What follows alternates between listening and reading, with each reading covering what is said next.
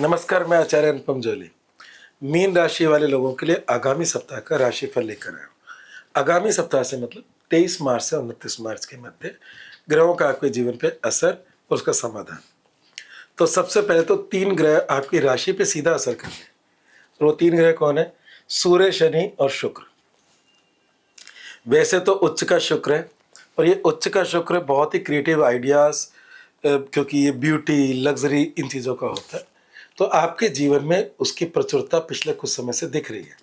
परंतु मीन राशि के अंदर शुक्र कोई अच्छा ग्रहों में नहीं काउंट होता, तो इसलिए आपके जीवन में ये सब चीज़ें तो दिख रही हैं, पर अति उत्साह में किए कार्य आपको कष्ट दे सकते हैं।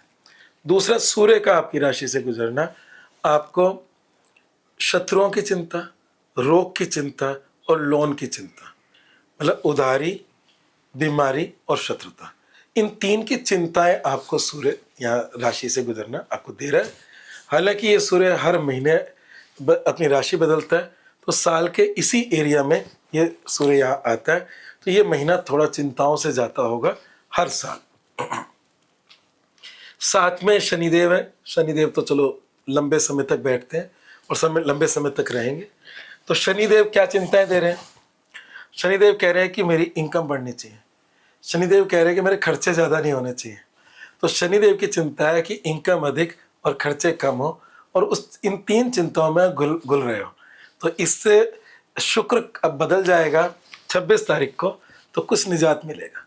और जो चंद्रमा है वो आपकी तीसरी राशि से छठी राशि तक उसका संचरण रहेगा, और गोचर में छठा चंद्रमा शुभ होता है। जन्म पत्रिका में छठा ग्रह घर अच्छा नहीं होता।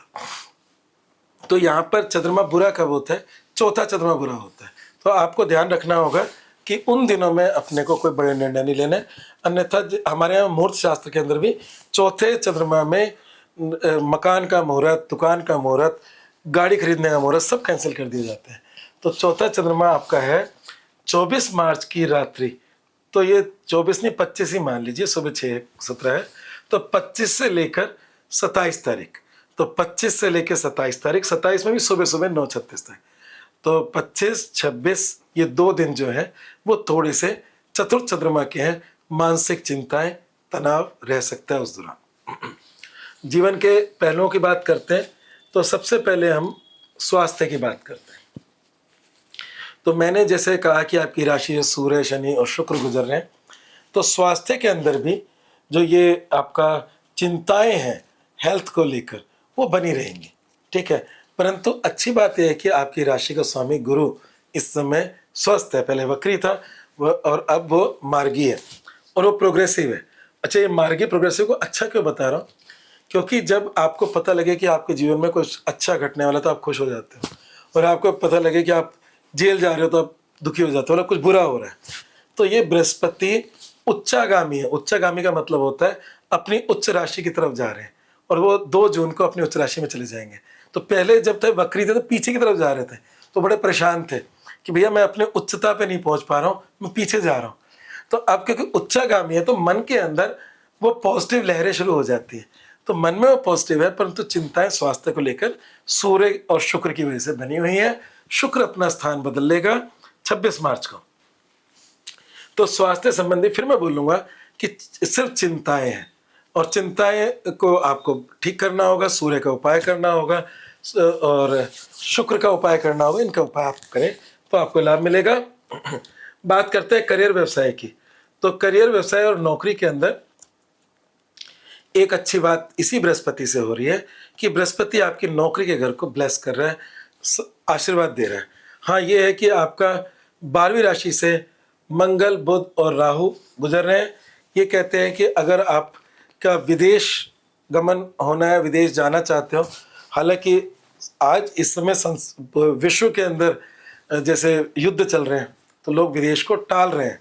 पर अगर आप किसी सेफ कंट्री में जाने की इस समय सोच रहे हैं, तो वो आपको उसकी मदद मिलेगी, क्योंकि आपके भाग्य का स्वामी मंगल, आपके सप्तम और चतुर्थ का स्वामी बुध, और राहु जो खुद मलेच्छ या विदेश का ग्रह है, ये तीनों आपके 12वें घर में बैठे हैं।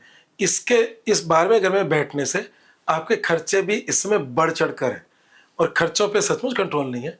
कुछ खर्चे तो ऐसे आते हैं जो अचानक से आते हैं, आपको पता ही नहीं चलता और आप कहते हैं ये क्या हो गया मेरा, आज इस हारी बीमारी में चला गया, कभी गाड़ी ठीक कराने में चला गया, वो समय भी चल रहा है। तो इसलिए खर्चों पे कंट्रोल करें। तो करियर के अंदर बृहस्पति की दृष्टि आपको नौकरी में सिक्योर कर रही है, और अगर कोई विदेश संबंधी कुछ काम है आपका, तो वो भी आपके लिए लाभकारी है, क्योंकि बृहस्पति की दृष्टि आपके विदेश भाव पर भी है, और बृहस्पति की दृष्टि उस घर को बढ़ाती है, तो खर्चे भी बढ़ा रही है।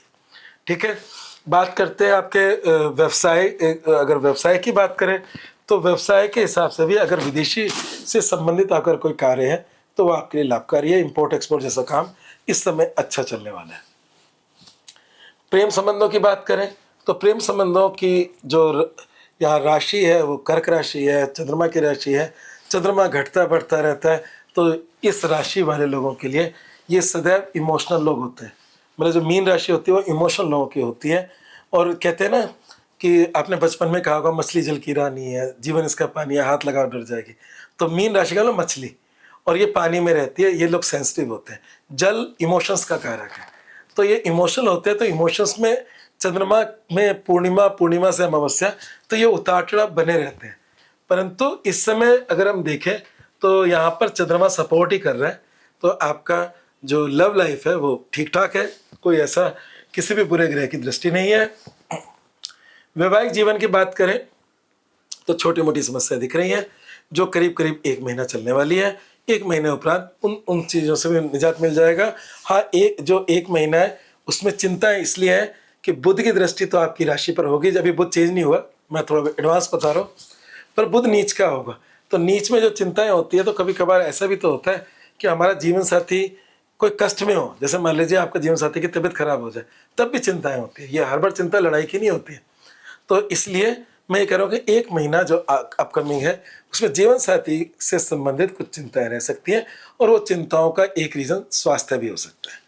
तो अगर हम इस राशिफल में देखें, सीधा समाधान पर आ जाते हैं।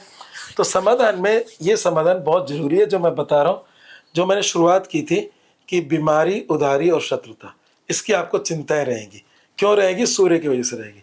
तो सूर्य का दान करना इस पीरियड में सबसे अच्छा है। और सूर्य का दान क्या है? आटे का दान, गेहूं का दान। गेहूं तो चलो कोई नहीं लेगा, आजकल आटे के पैकेट बने बनाए मिलते हैं। आप अपने हाथ से ज़रूरतमंदों को आटा बांटें, बहुत लाभ मिलेगा, जो परेशानियां बहुत हद तक समाप्त हो जाएंगी। मूल मंत्र क्या है? अपने जिद्दी स्वभाव पर नियंत्रण करें। शनि भी आपकी राशि से है, तो जैसे शुक्र है वो क्रिएटिविटी देता है, शनि जिद्दी स्वभाव देता है, और सूर्य जो है वो मैंने कहा इन 3 चीज़ों की चिंताएं दे रहा है। तो जिद्दी स्वभाव और सूर्य शनि की युति, तो इसके लिए आपको खुद पे क्या कंट्रोल करना है? अपने रिजिडनेस पे ना रहे, चीज़ों को देखें, सुने, सबकी बातें सुने और उस हिसाब से निर्णय लें। पर मैं अपने जिद पे अटक जाऊँ नहीं तो फिर उससे कभी कभी हानि होती है। तो ध्यान रखें। आज बस इतना ही। धन्यवाद।